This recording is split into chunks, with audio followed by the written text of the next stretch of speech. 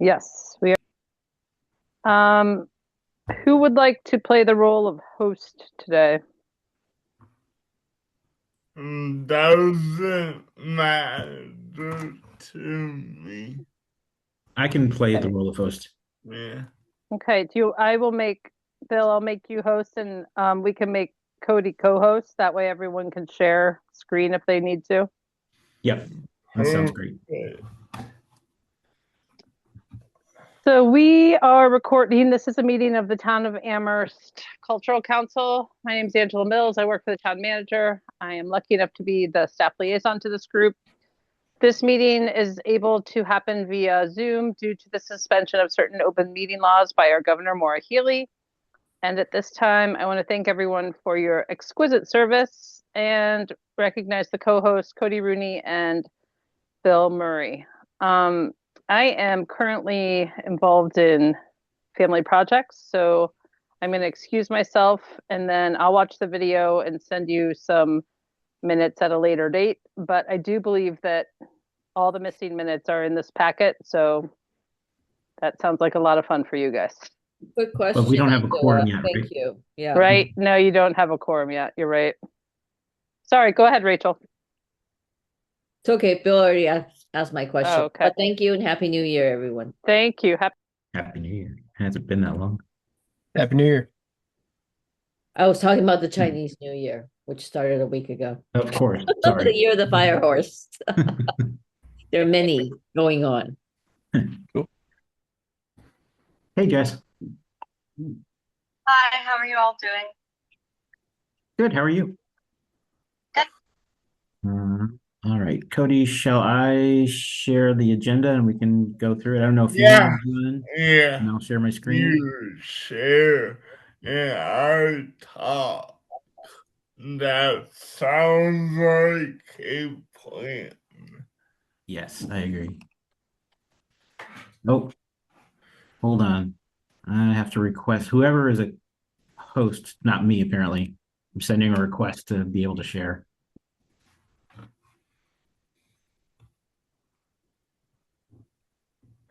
There we go. Got it.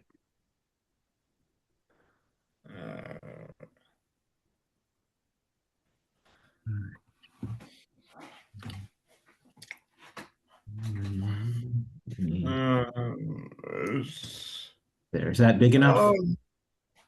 Yeah, all right. And the meeting's already called to order, and I do not believe we have members of the public here, so again, as always, if I'm wrong, please raise your hand and we bring you in to the room. But double check, and I see no one. Oh, that brings us to approval for the minutes from the past meetings. They look good to me. How about everyone else? I didn't have any issues. It looks good to me as well. All right. Do I got emotion? I move to approve all of the minutes from previous meetings as a. Can we do it as a package? Yeah. Yeah. I move to approve all of the minutes from the previous meetings as one package. Do I get a second? Second. Jess. Alright, roll call vote. I, Joe, Yes. Bill, Yes. Rachel, Yes, approved. and Jess. Yes.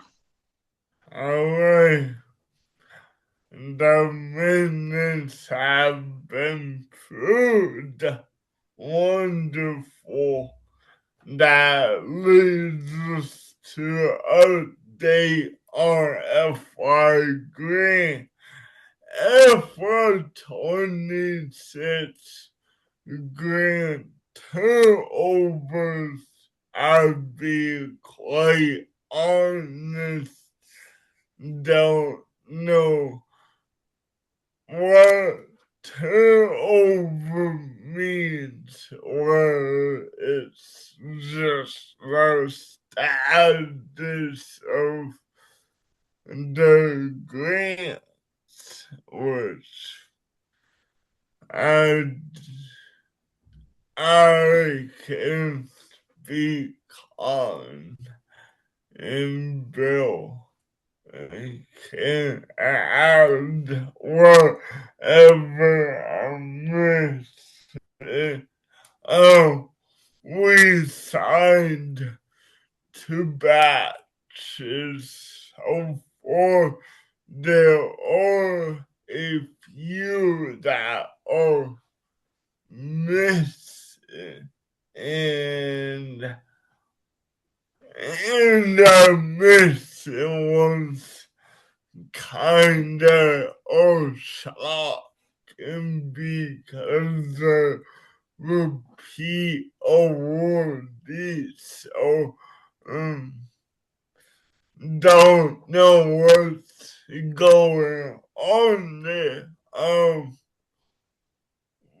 We did have one issue that, you know, we can either talk now or just when we think about next cycle we could talk. It was the cemetery tour, and we approved it. This is a repeat applicant. We got an email from the Jones last week, I believe, saying that they did not agree to have a presentation there, as I assume due to construction, but the initial vibe I got, they just wasn't interested. But the problem was the applicant put them as one of the host cemetery, host locations, and they did not know at all. Sounds like even the space you reserved, they were not on that list. And we told the grantee that initially, he did not qualify, but if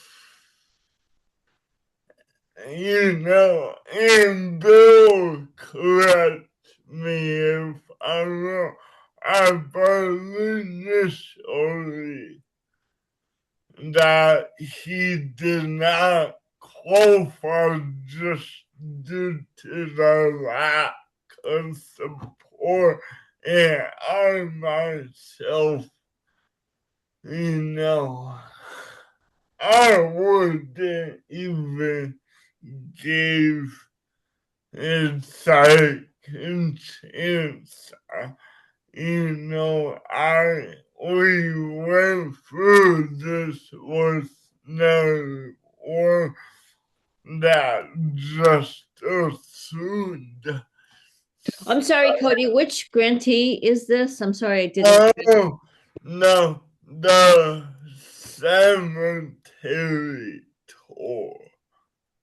Um, and in all fairness, we don't know if the Waterworth Cemetery agreed, and the library said they will contact them.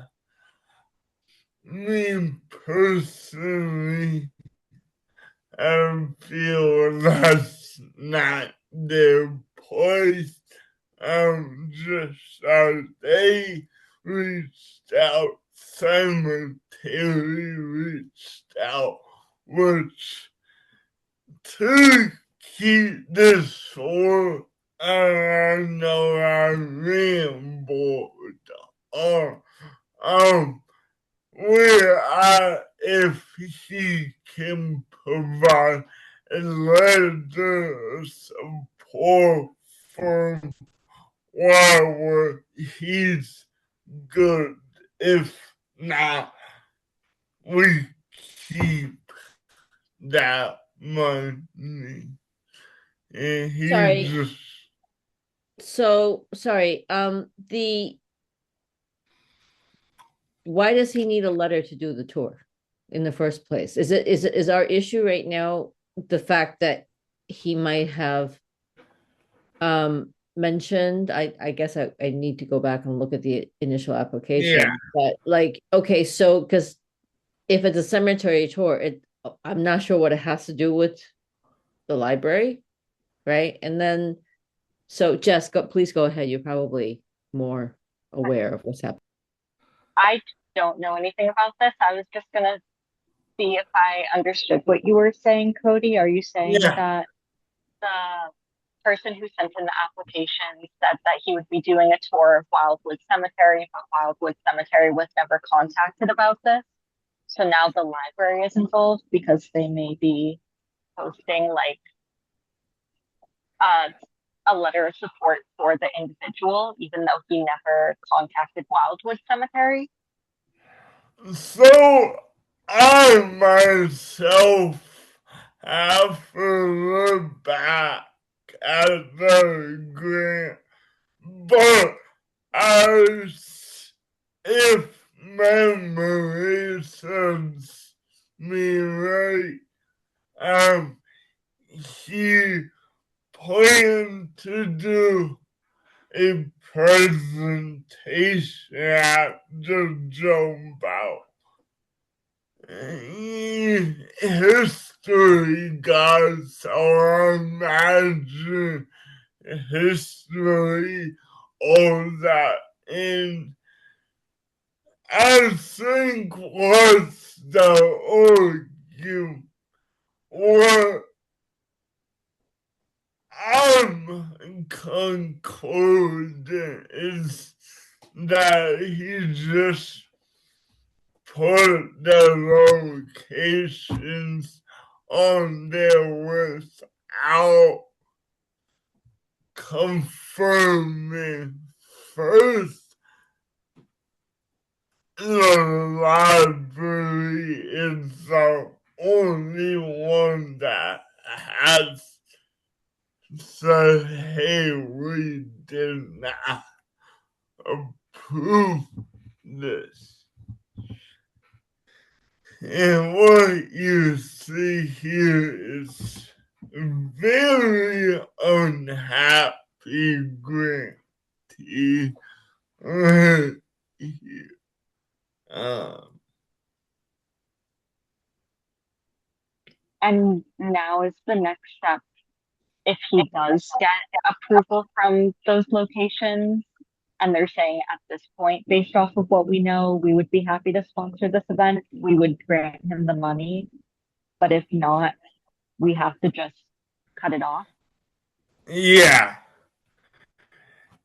Well, Dawson Jones wants it, so it's more like if I would say, yeah, we talked with and we are on board with, yeah, but if not, GG's Rachel. Sorry, I think I'm just not there's something I'm not understanding is why does he's doing the cemetery tour and even involve the library in the first place? Like any of us, because it's a public cemetery, right? As far as I know. So anybody in theory could organize a tour and take people through that without having cleared it with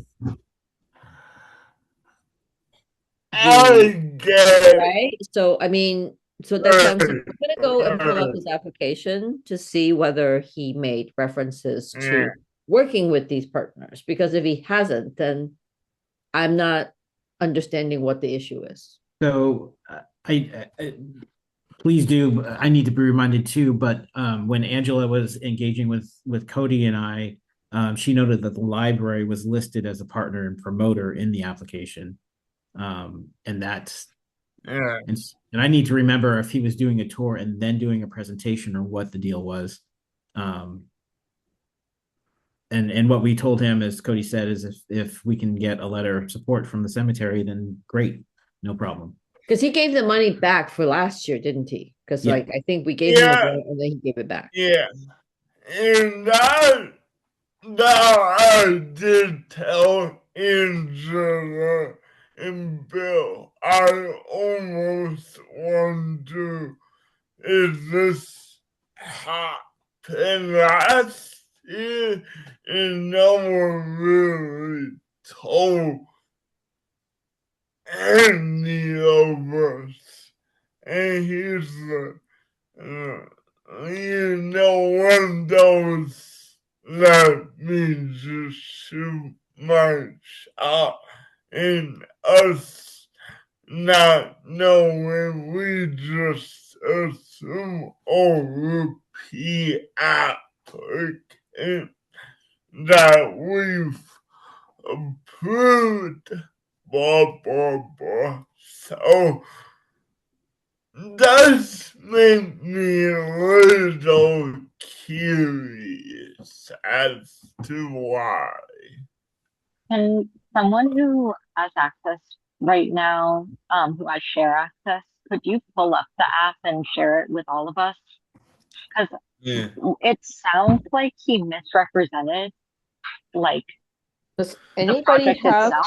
sorry, does anybody have his application number? Because I have the panel book pulled up. I'm just trying to find where his application is. Yeah, Um,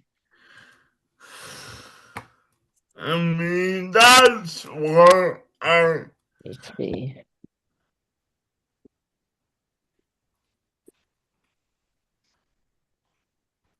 eh,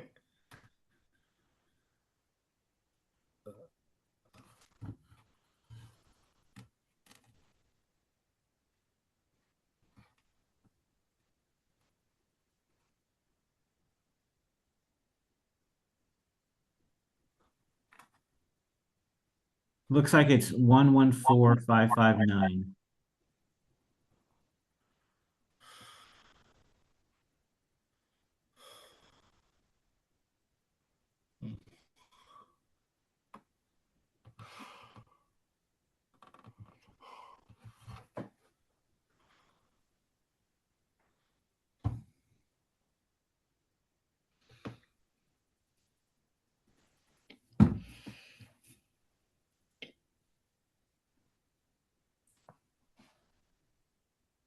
I'm so sorry. I don't have access to a laptop right now.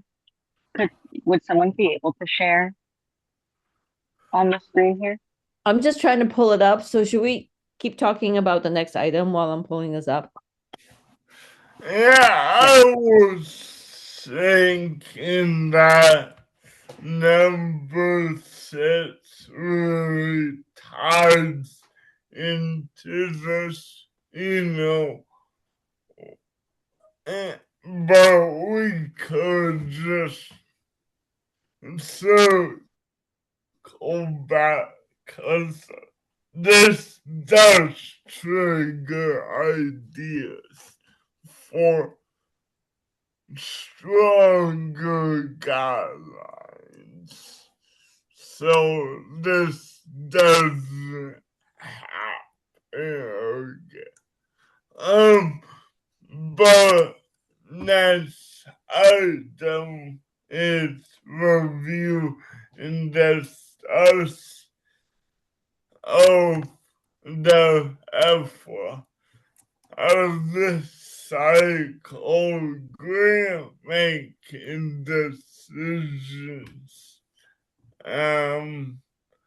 Or decision making, my apologies, and how it just went however it was, like the system we did.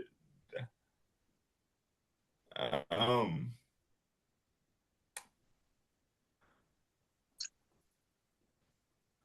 In terms of like the reviews, I like that we had our own separate review based off of the criteria, and then we did the red, yellow, green, like the sorting. yeah. Um, I think the bigger point of discussion that I would want to get into is like how we're evaluating and like the criteria we use. Because I just wasn't, I think I came into this not thinking big picture, like what I should be looking for. So a lot of like the feedback you guys gave throughout the review process really changed how I was like looking at the apps overall. So maybe incorporating some of that into the rubric, like the criteria itself. Yeah, I think the initial thought is how can we evaluate each grant efficiently? Yeah, of course could have a whole form for each grant, but that would take a longer, but um and yeah, I mean, I'd love to hear others thoughts because Yeah, I think I'm on the same page as Jess on this. I was often kind of going back and forth between the Mass Cultural Council guidelines, the sheet that we had, and then the separate statement about what, as a council, we valued, um, and then trying to figure out how do I balance all of that. It would be nice if we could come up with maybe a more cohesive rubric that still allows room for qualitative discussion and analysis, um, but it would make it a little more straightforward in doing scoring if we want to keep that part of it. yeah. And I will say for me, who was the one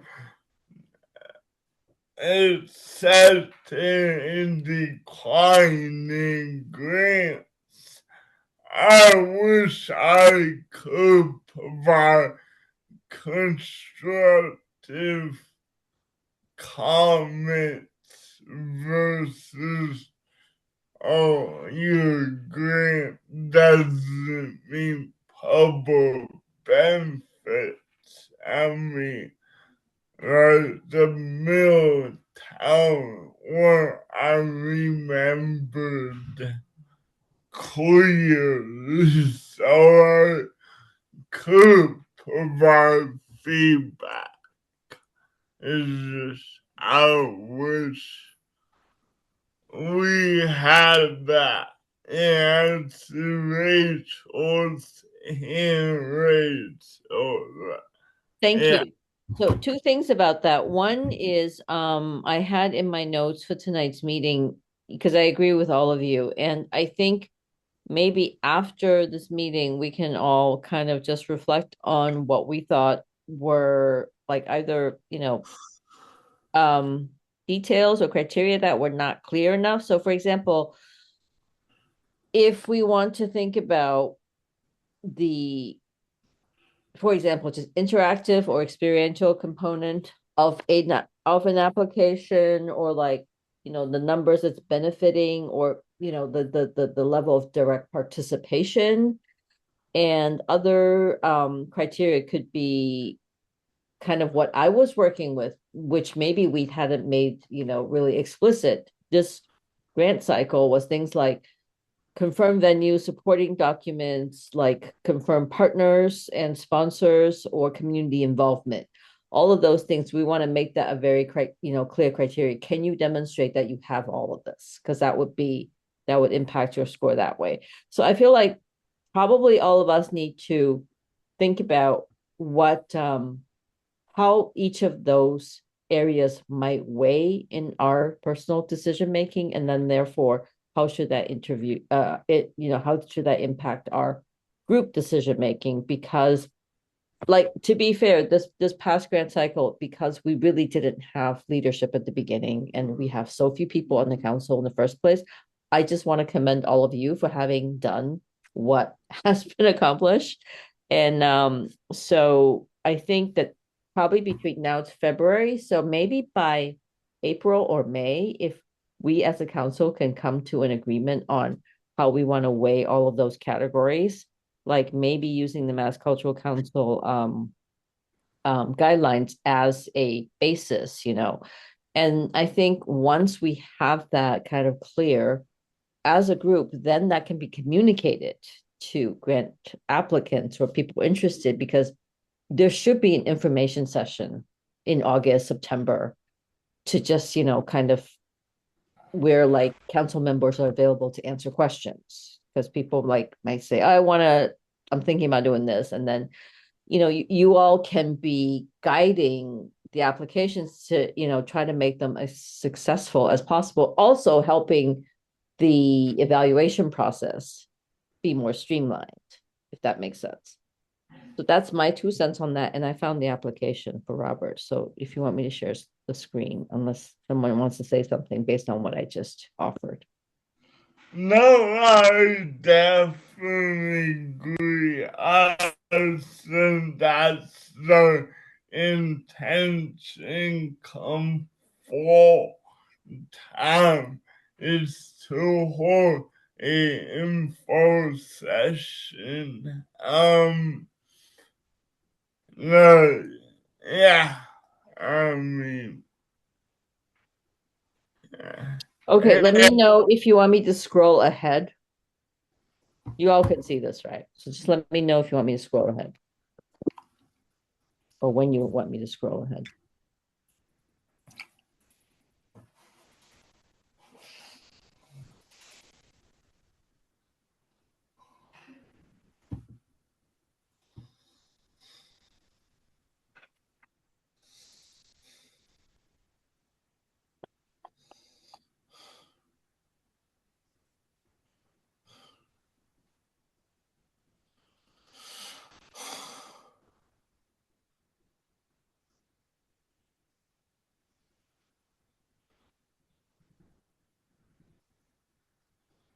yeah, right there it says in the presentation.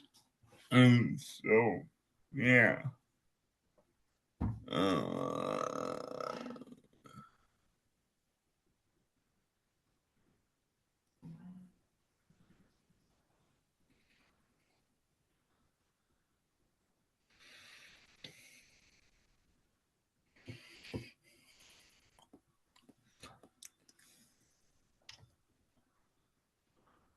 Huh.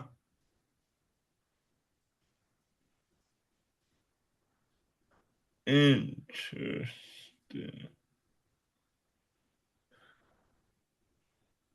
So you all can still read this, right? If I like go over and look at the rest of the application, you can still see what is up here. Yeah. Is that correct? Okay, cool. Yeah. All right, I'm gonna go look at the rest of his application.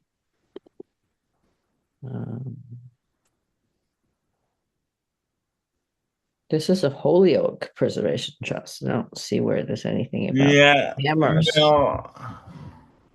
Yep, nothing here. Okay, so that was his budget right here. Do you want me to go back?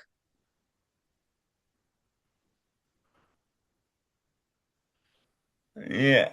I'm so confused. Me too, Like, Cody. So he doesn't mention either Wildwood Cemetery or Jones Library in the application. He just says we're going to do a cemetery tour and a presentation. So could we no. just say that you need to have a confirmed presentation location and like a confirmed place that you'll be touring? Would that be Yeah. sufficient? At the top, he does say a tour of Wildwood. Right, and this says, where will the project take place in Jones Library? That's the part, okay, Okay. All It right. is mentioned in like a lower paragraph as well. okay. Okay, so on the front page here, that's where it says where Yeah. the project will Yeah. place. Okay, got it. And No. in theory, then, I mean, of course, then Janet Ryan, who's the program director at the Jones, has every right to be commenting on this since she manages the program. Yeah. So, My initial thoughts is it wouldn't be just email. So I took it very seriously. And you essentially, stayed in false info on official documents again. If it was me, I'd be no, you're at you're not good the money, but our course is a collaborative effort, and yeah, I do wonder because he said presentation in fall. And we mentioned the renovations is oh, will the Jones be done in the fall? And I don't know the answer, but I sounds yeah, I bring this up to what Rachel says. We need to be stricter about that. And how do we want to confirm locations be? Because he essentially lied to us and we trusted him. So, I mean, confirming every location will be more work for us, but it's how do we want to go about that? Okay, so at this point, we're saying we're gonna not give him the money because he presented false information on his application, which I completely agree with.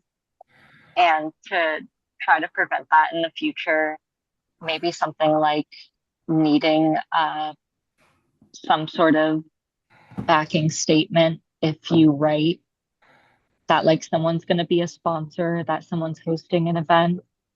And then if it's tentative, you have to say tentative.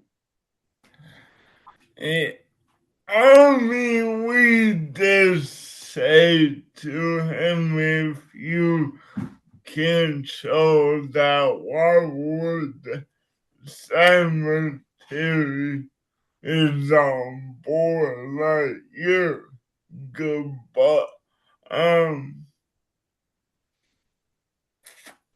yeah. The email was sent yesterday, correct? Or yeah. So I say if we don't hear back and we want a week, yeah, we're keeping the money.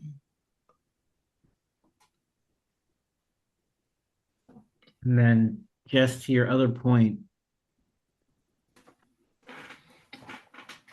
I guess so. The thing that comes to mind for me is thinking about, and this may be, it's only one example, so it may not be really applicable, but I think about the Jones Library, the number of times that they're mentioned in grants, and the work that would entail for their staff to put these letters out on a, probably in a relatively short timeline because all the grantees are submitting at the same time, and whether that's feasible, or yeah.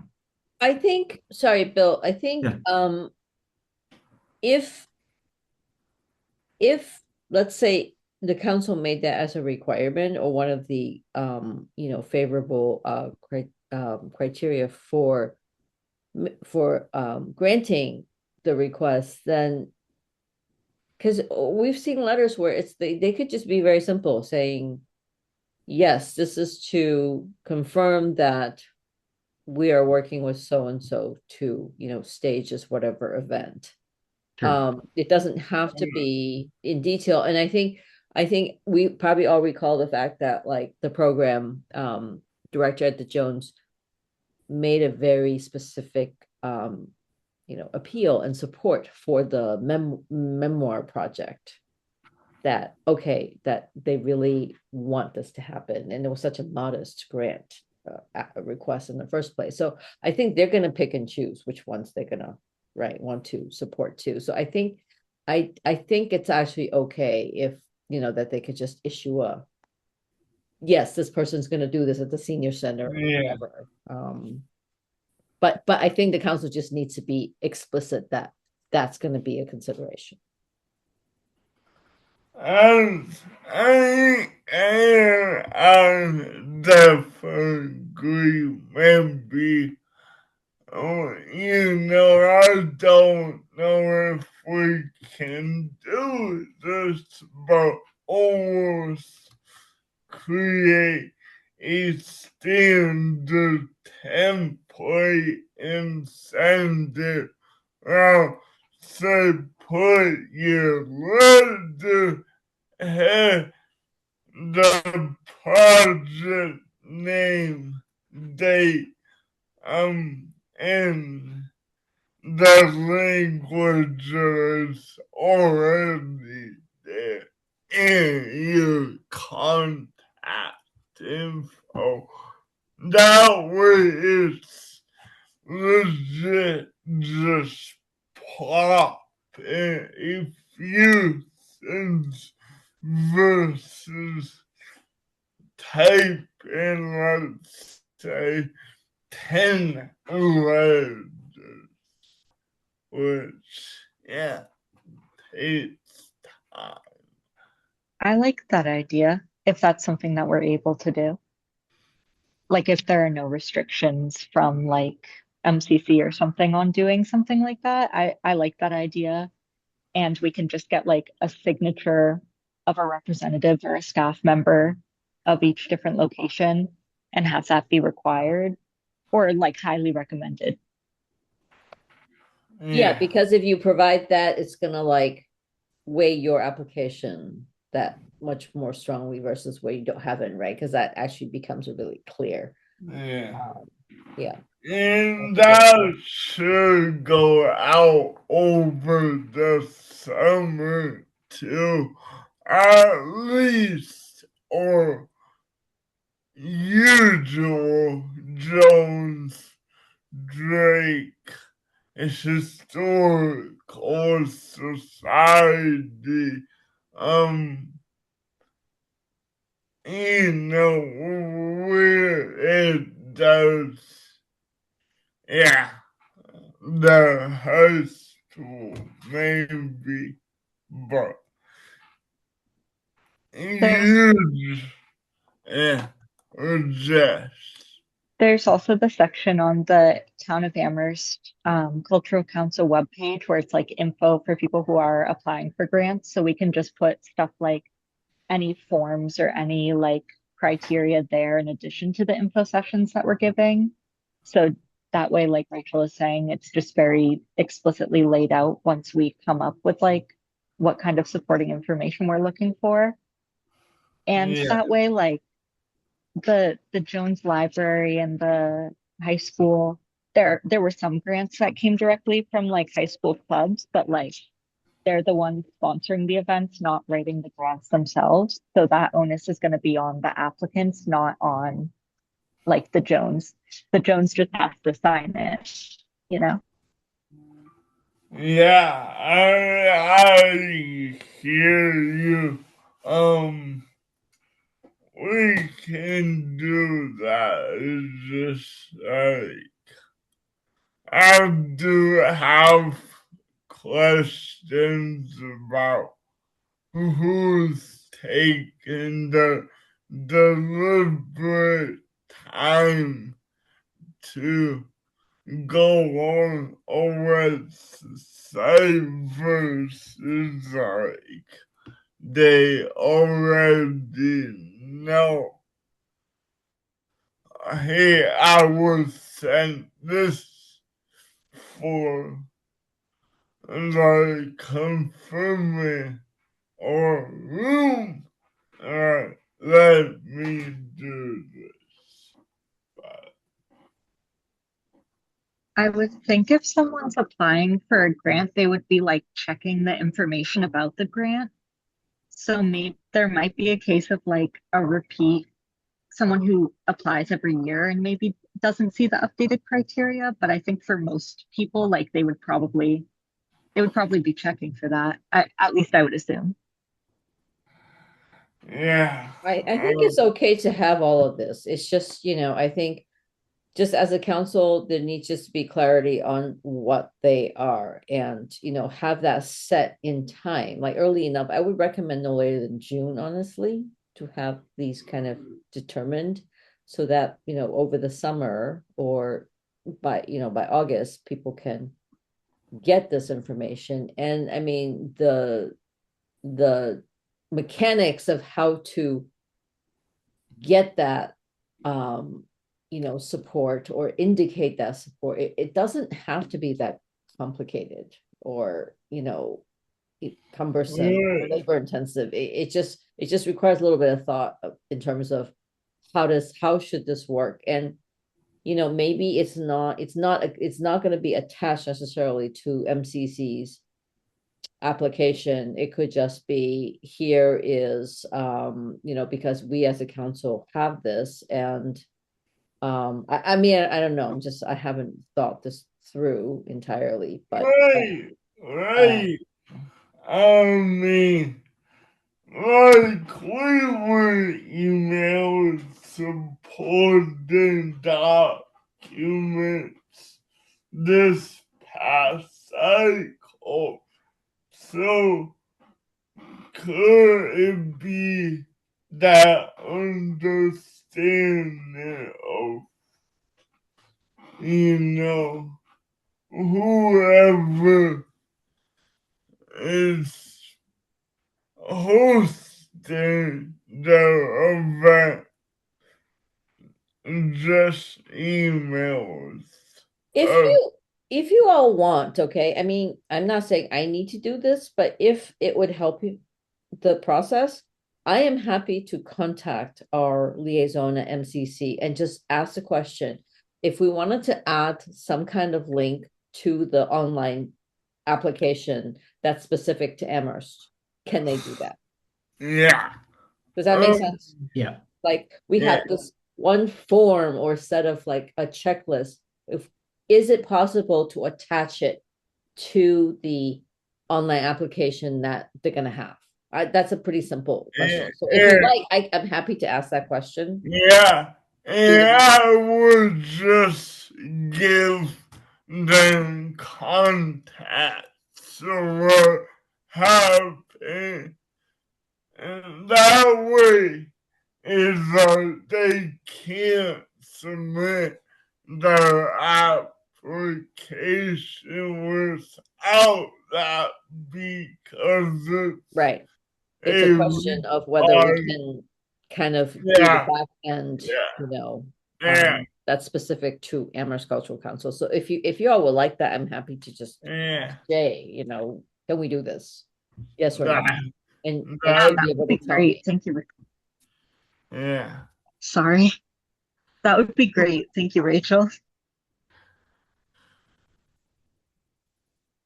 It's actually a really good idea to be able to do that, because that, if you think about when it comes times for you all to evaluate the next set of grants, you'll have all this information. It's like, does this person have it or they don't have it? And that would impact their score, right? Yeah. So that's actually really good. So my suggestion is, like, before our next meeting, are there, before we all have to sign off from this one, like, are there things that, you think we want to just move forward with? And also, has a decision been reached on the cemetery one? My proposal is give it till next, I'd say Wednesday if we haven't heard back, just, yeah, that's a wrap for that. I would personally suggest just reaching out to him and saying you misrepresented your relationship with the Jones Library, and for that reason, we can't grant you the money.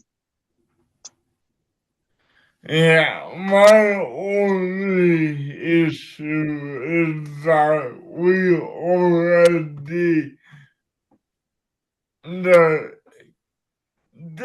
we as coaches jump the gun and should have waited to talk about the probably that's on us, but we did tell him, well, if you can provide this, here you go. But I think it's fair, to give it a deadline. That sounds good to me. Like, if that's already what you told him, then that makes total sense to give him until you said Wednesday to do that. Yeah, because and then we know. yeah. And then we know for in the future, like, we're gonna have an action plan to prevent stuff like this from happening again. And that way, if someone does misrepresent something, it's very clear. All right. And Cody, you bring up another good point. We don't have to discuss all this all the way through, but tonight anyway. But for situations like that, like what are things that the chair or co-chairs should handle, and what should come back to the council as a whole? Because because yeah, you're right. I think this, based on this discussion, we probably should have waited for the meeting to bring it up. I actually think that this is something the co-chairs could have just probably made the call because Okay. yeah, that's my understanding. I don't know what you all think. Yeah, I'm curious how you all feel if you're comfortable with that. That's fine with me as well. Yeah. The reason I brought it up was just being transparent and yeah.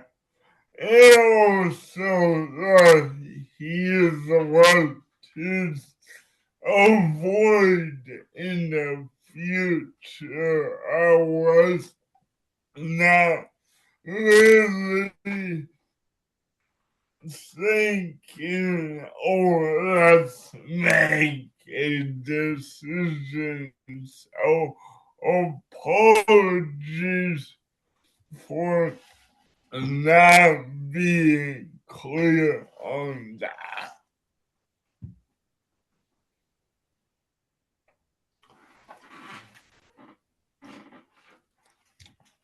But, yeah.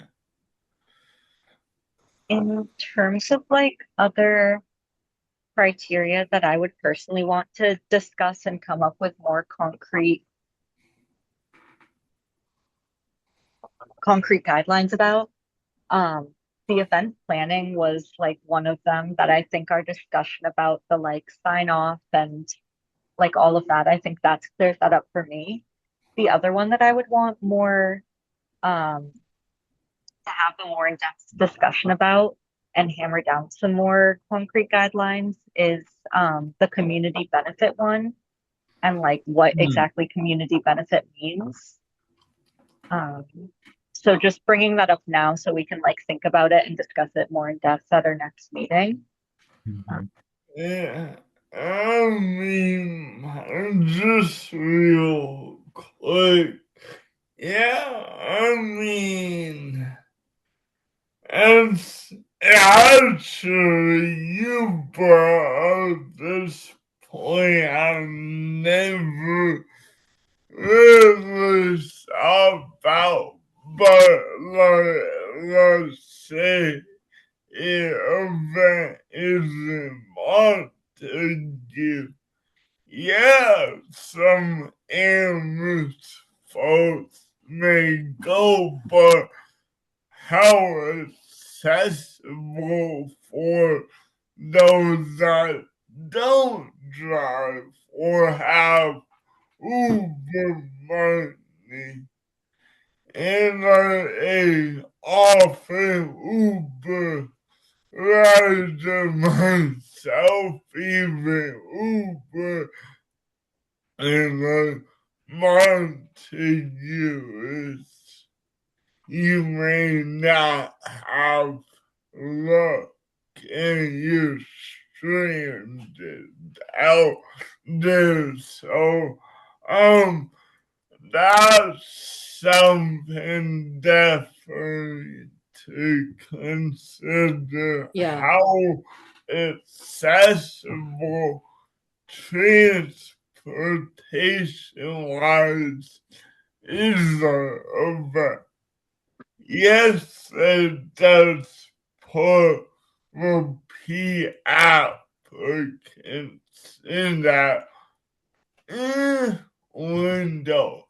Well, also it really behooves us to define what community, like how to define the community, because there are many ways to do that, right? And so I think there are a couple of other just details that I thought I would really ask you all to consider, since I'm not going to be involved in the next grant cycle. Really, is one is the kind of adherence to one application per applicant.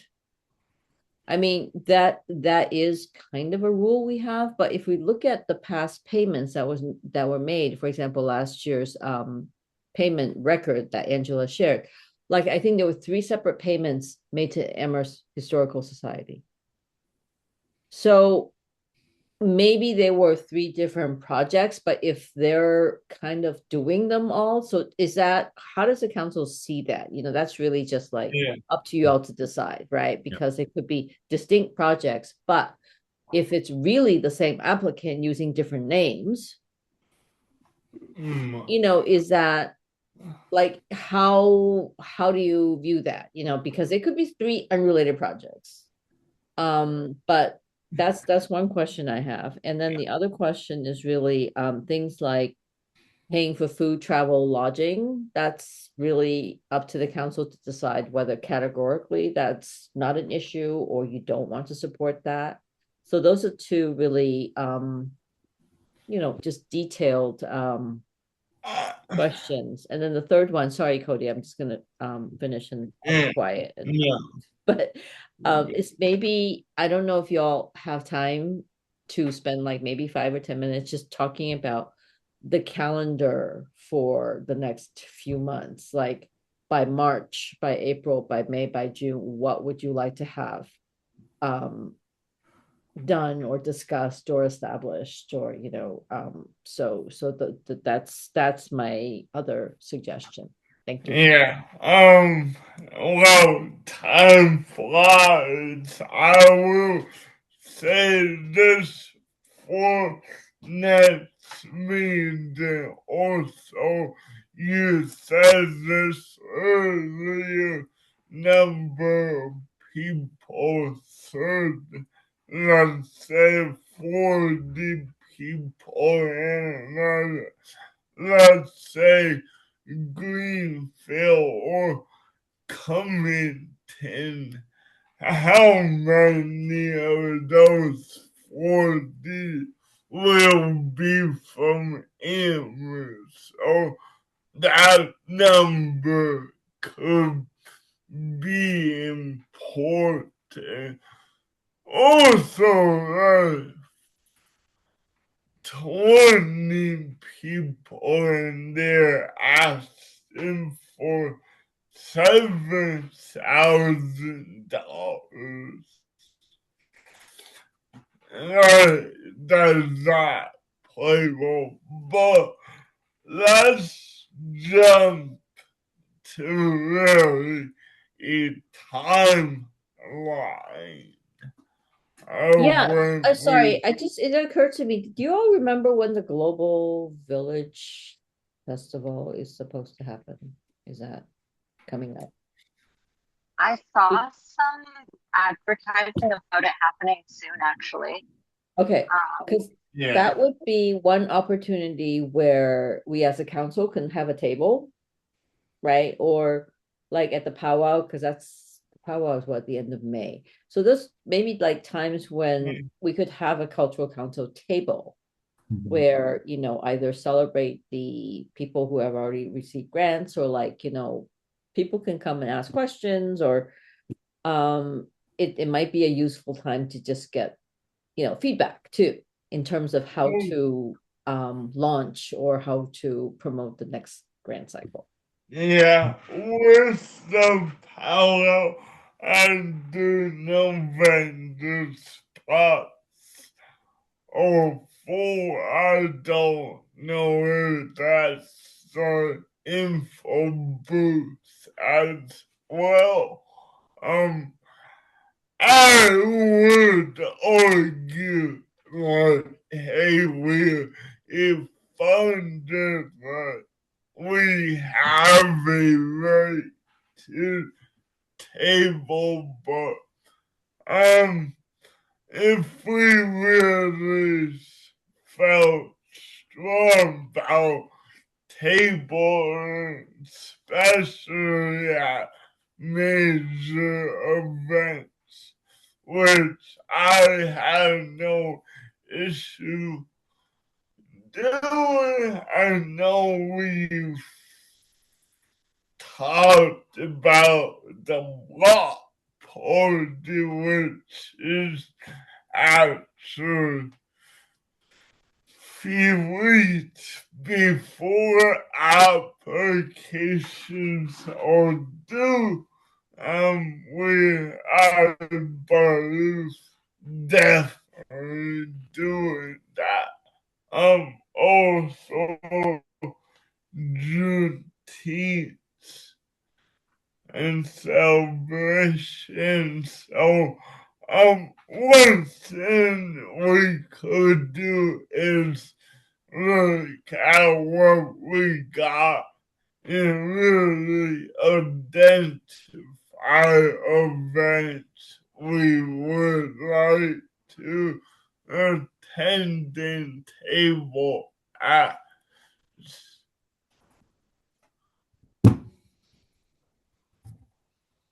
The Global Village Festival is happening April 11th.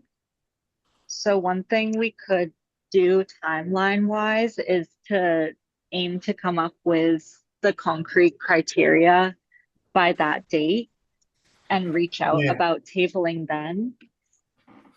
And then that way we're like, even if we don't end up tabling there, we're prepared for the events that are coming up in the spring and summer that we will be table like we'll plan to table at least a handful of them and do info sessions in that time frame as well. Yeah. So that could be like a concrete kind of like deadline is like the week before April 11th or something, have those set criteria and the set like how we're reviewing applications. Does that mean having like a meeting the first week of April, end of March kind of thing then? Like a month from now, pretty much? Are you all available for that or? What is? Yeah, in terms of dates, I can only, I can do that last Wednesday in March, probably in that Friday, but I'm away in Houston March 20. Well, March 30th to April 2nd. So, but yeah, that Wednesday at this would be 5 o'clock for me, cause I'll be in Central Time. I could do that. I would personally suggest we plan to have 2 meetings in March, just based on like the pace that we get through discussions. So plan to have one where we like bring up the criteria and discuss them, and maybe a second where we like solidify everything.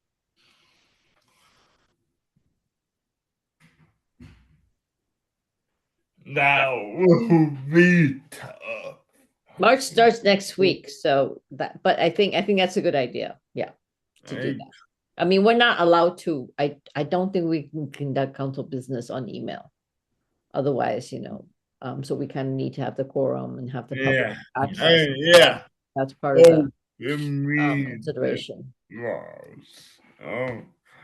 Because I was just on a call yesterday with someone that experienced a violation, and they're like, that's not fun. It's a lot of training they make you go through.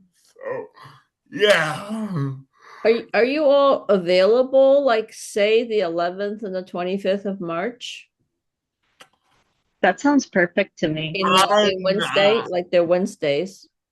I'm not. I got to chair a state meeting on the 11th. What time? That next Wednesday. I'm supposed to be on a personal trip, but yeah. What time is that? Do you have to do that, Cody? Does that kind of, you're not available for the entire day? Is that what you're saying? Or I the 11th I do got 5 to well no. Yeah, I love if you all could do a 8 p.m. meeting, I could do that, but that's working late. But yeah, I should hold the phone. I could do 4 to 5 p.m. that Wednesday. how about the 18th and the 25th then? How does that look for people? That works.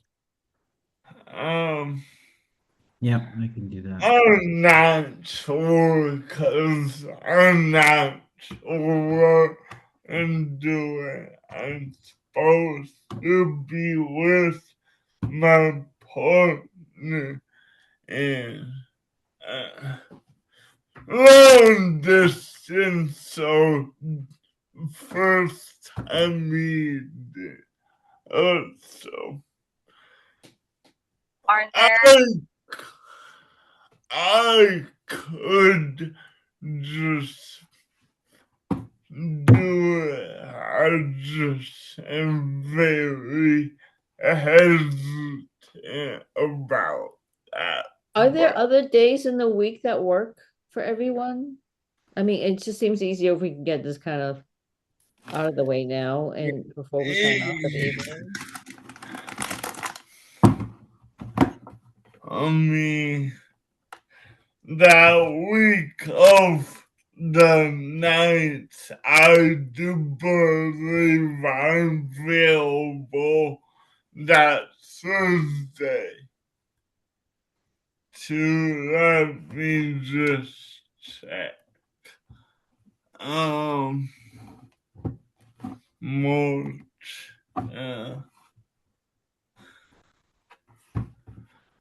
Yeah, I can do the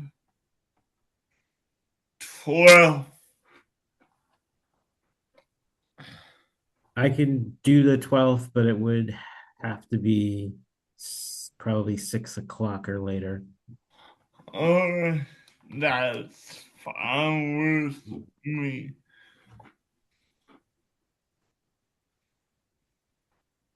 Six o'clock on the 12th works for me as well. Or even a little later works for me as well. How about you, Joe? Yeah, I can make that work for 6 or later. Usually, Thank you. yep, usually get out at 5:30, so that should work. We're talking about Thursday, the 12th. Yeah. Okay, so what about the Wednesday, what is it? The 25th. Yeah. I can make work at 6. Yeah, that works for me. Yeah. That works for me too. That's a fly out day for everyone, so won't be any post conference stuff. So that works. So we're talking about Thursday the 12th at 6 and then Wednesday the 25th at 6. Is that correct? Yeah. And then as Jess said, the first meeting is to kind of talk about the criteria that people want to have, and the second one would be to confirm them. Is that right? Yep. Okay. Yeah. Thanks for shepherding us through that, Rachel. No, I'm just thinking, oh, I'm not going to be here when all that comes around to whatever can we can kind of put in process and everything. So, and then as if you all still want to do the survey or whatever at whatever point, that can all just happen depending on Yeah. what's available and what people have the capacity for. Yeah. So thank you so I much, everyone. mean, if we're table out more than just a properties question of do we want to do the survey at every event or just the property, but we can focus on that later on. Yeah, and that's just a suggestion maybe for the next meeting agenda. I think we can add things to the agenda. We're not Yeah. discussing this via email as a group, but we can add things to the agenda that we think we want to cover. Yeah. And then I think that would be really useful. So maybe we can do that. Yeah. Thank you That so much. was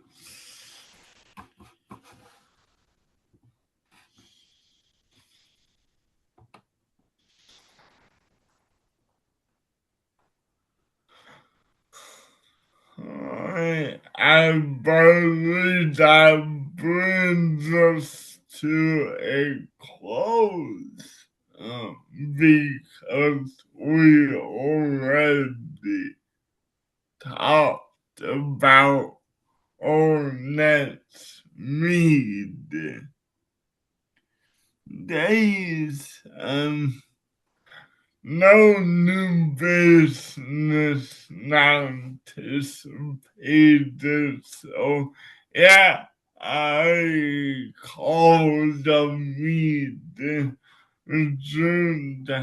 And I'll see you all.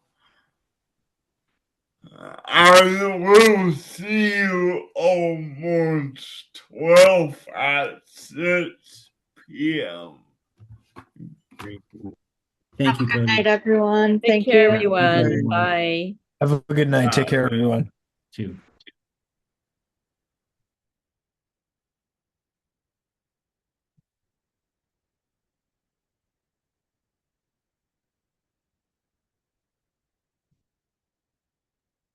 Here on the left, you have the browser that allows you to browse the things you have.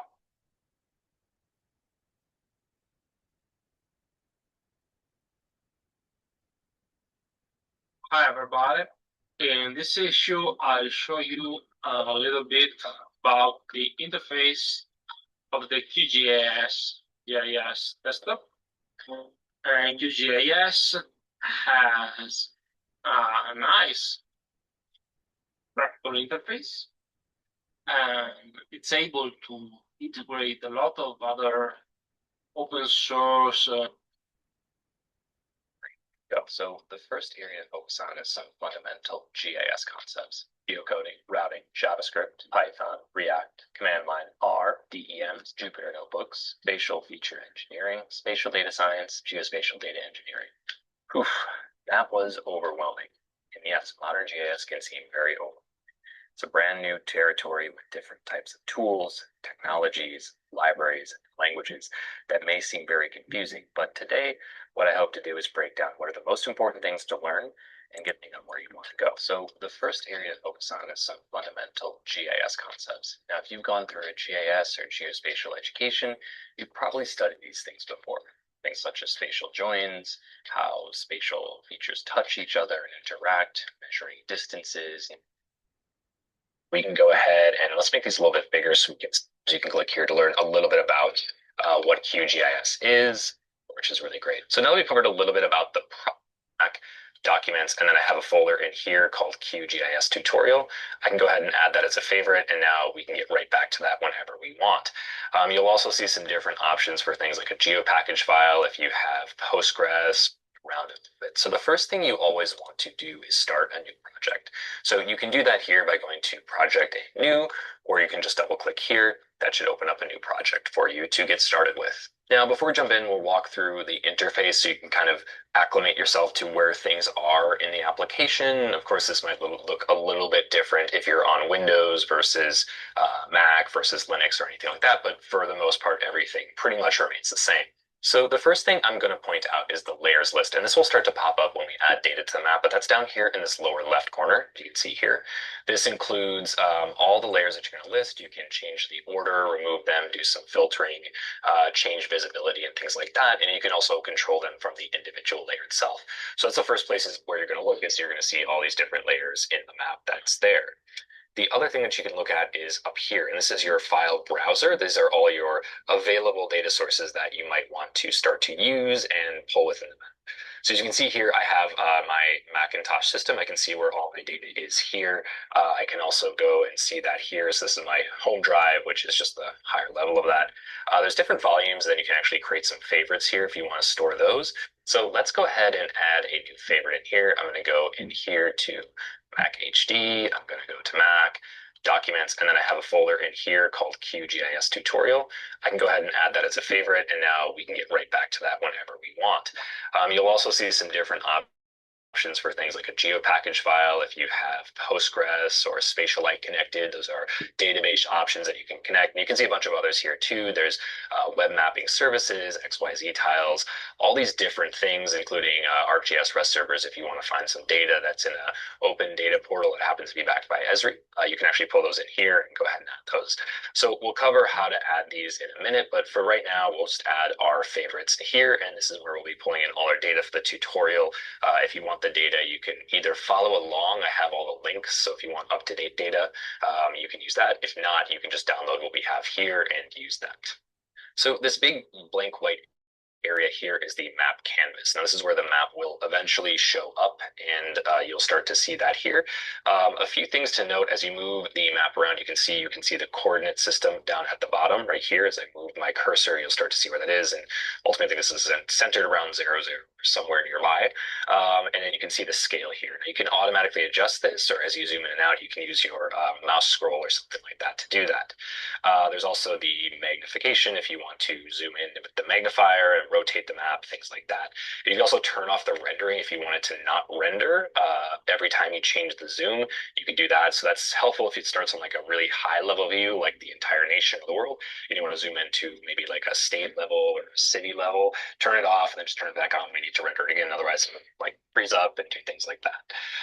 All your projections are managed here. So this is for the project projection. You can see all the available projections. So now we're going to grab some data to put on our map. I'm going to be using the New York City Open Data Portal for a couple of reasons. One, I live here, so I know what's there. Two is that a lot of people kind of generally know things in New York City. We're going to be taking a look at Central Park today. I think most people kind of know what Central Park is, and that may make it easier to interact with. And then third is that there's just a ton of data here. There's so much that we could pull in, and you might want to go out and explore and see things like that, but it's a great place to get started. So it's pretty easy to like actually open up a search. Let's say we just want to look for trees. There's a pretty famous New York City tree census data set. I can search that here, and then you can actually see the results of the individual tree census here.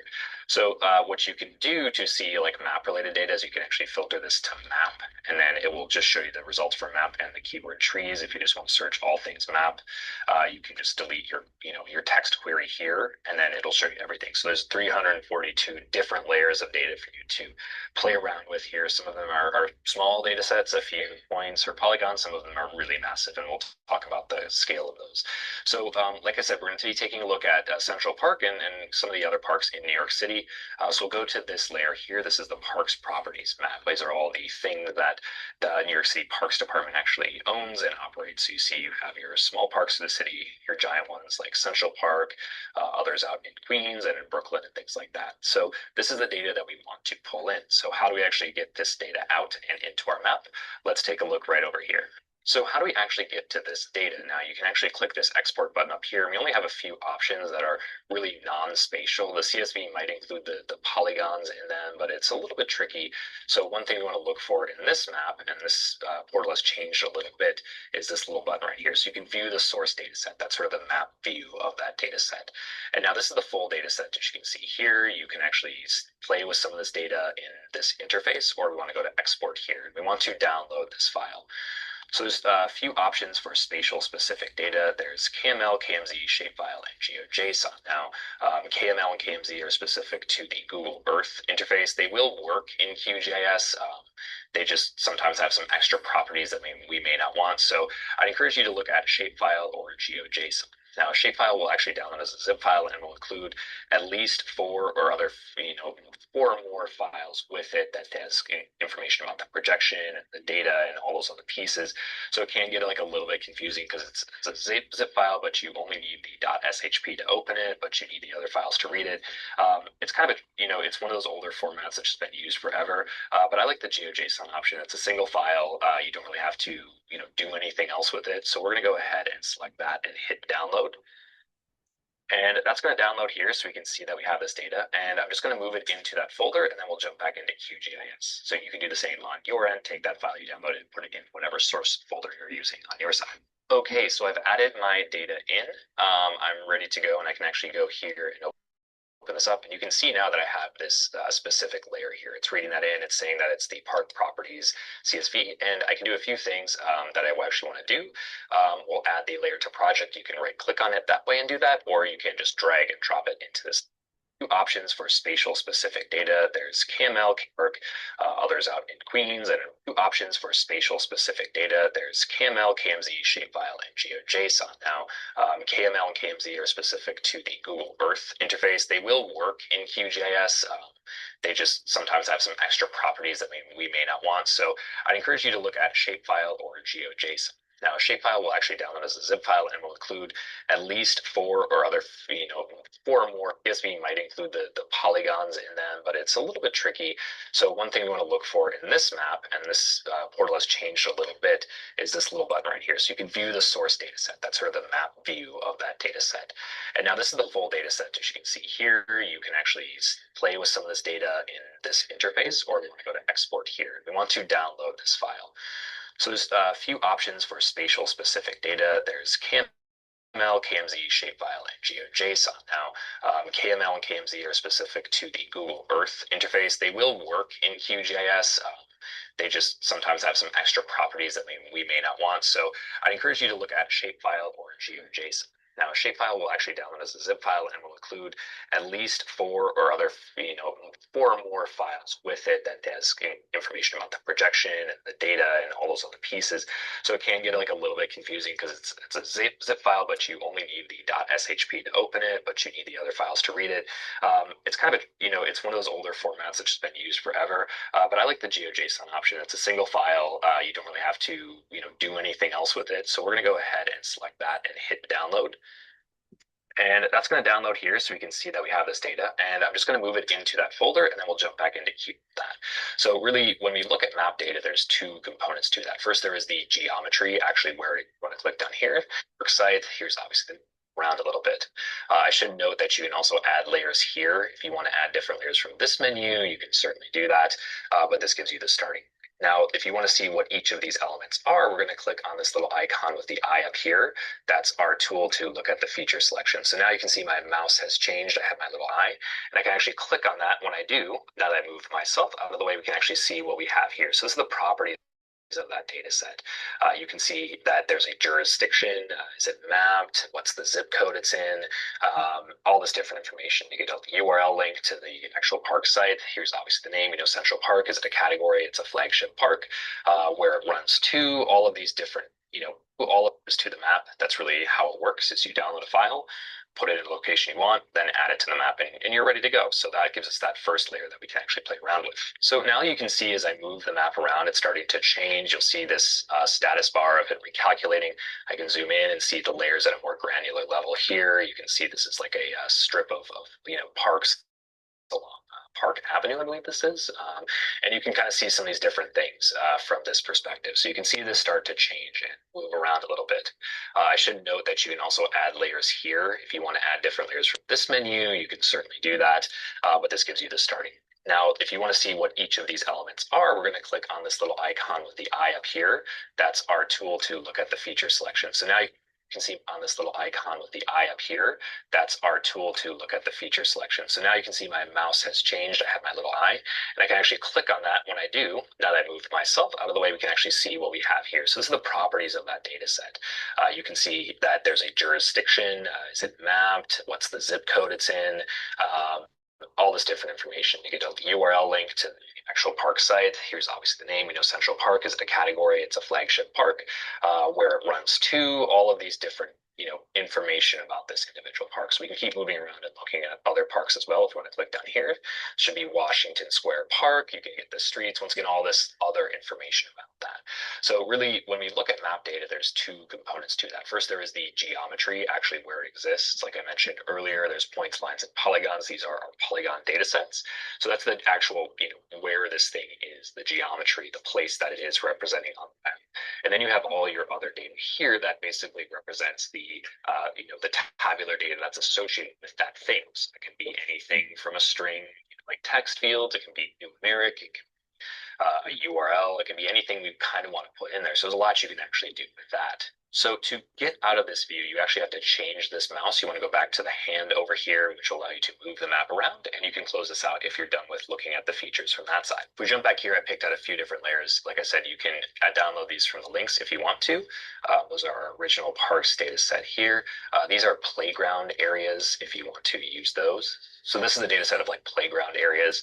We'll go ahead and export this, and you can see here, we'll get the GeoJSON view. Let's go ahead and do that again. So this layer is the NYC Parks Forever Wild map. These are ecologically important natural resources within the parks. These are very kind of protected areas within the park. We can go ahead and do our double export here, open that up, and then hit export GeoJSON once again. There we go. We also have our park permits area. These are areas where you can actually, set up an event within the park. So if you want to register an event, we can go ahead and export that as well. And then these are with our park GeoJSON. So again, open that up. We can go ahead and do our double Parks Forever export this. Use we've got a few different layers set here. If you're to this mouse, you want to go back to the hand over here, which will allow you to move the map around, and you can close this out if you're done with looking at the plot. Back to the hand over here, which will allow you to move the map around, and you can close this out if you're done with looking at the features from that side. If we jump back here, I picked out a few different layers. Like I said, you can download these from the links if you want to. Those are our original parks data set here.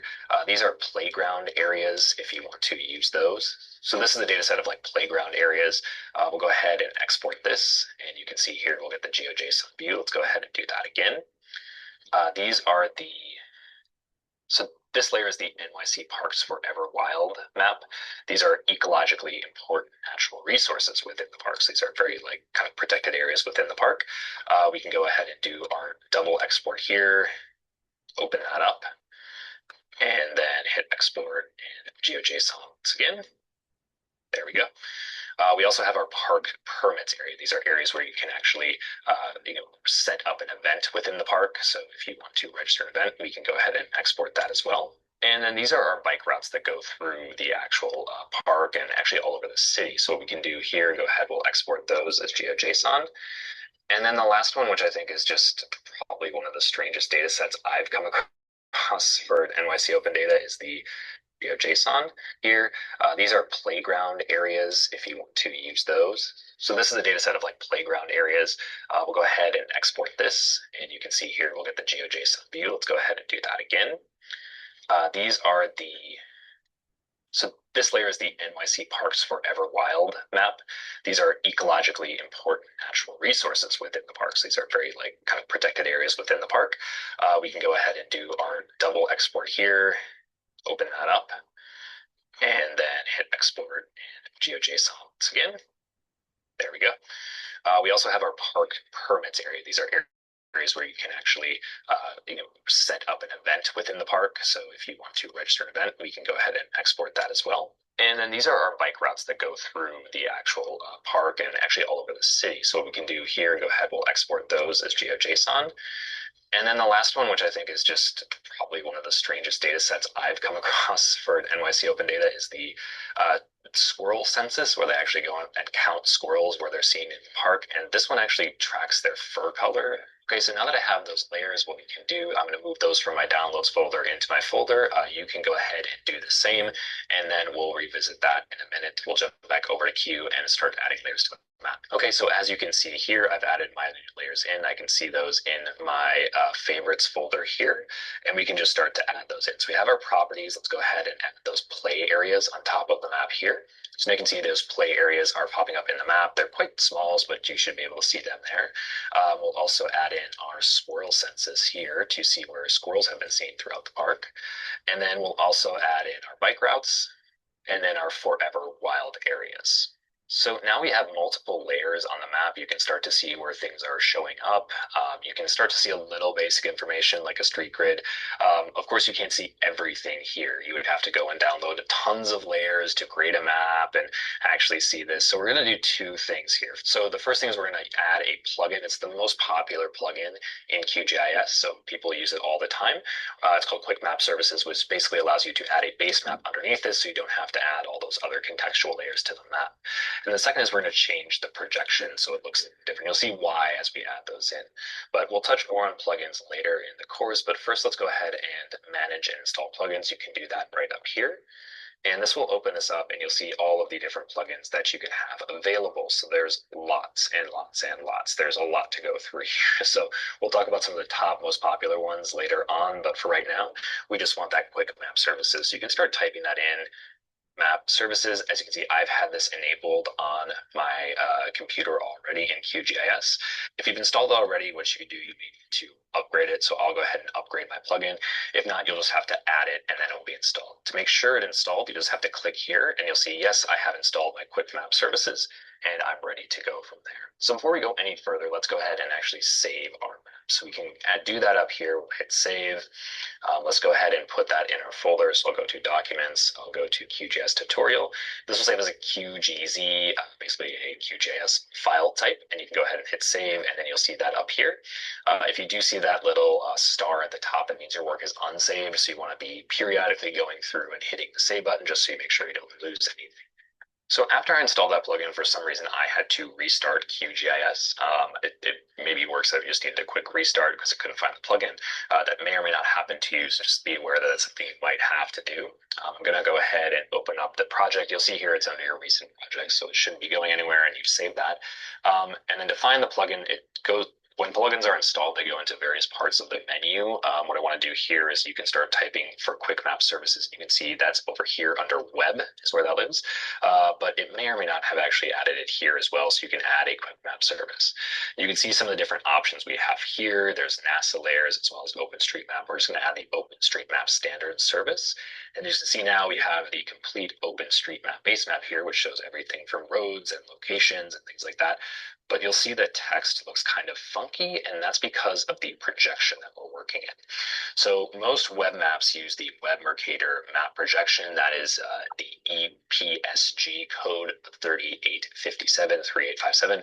You can see here we're in 4326. So we can quickly fix that. This is the project setting, remember? And we'll go here and change the projection for the project. If you don't see it under recent, you can go ahead and search that, but we'll go ahead and hit OK. And to check that the work looks good, we hit apply.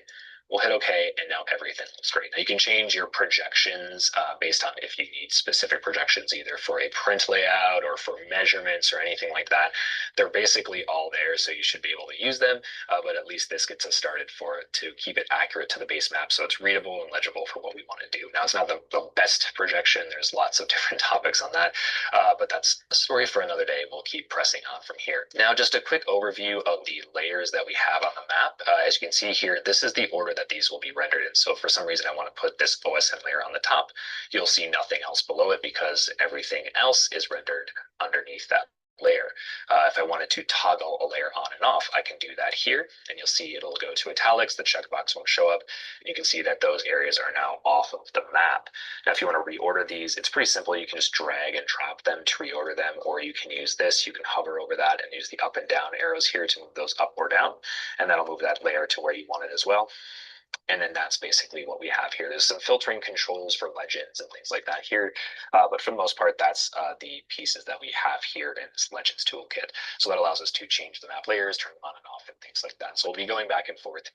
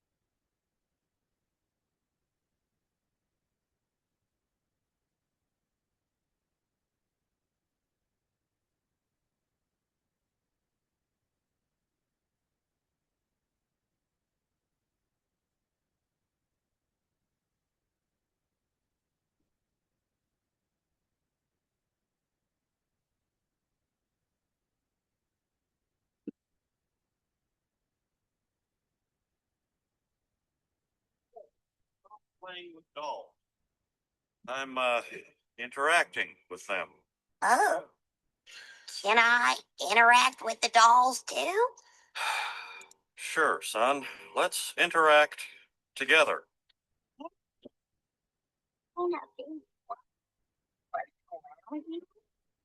What's your kitten's name?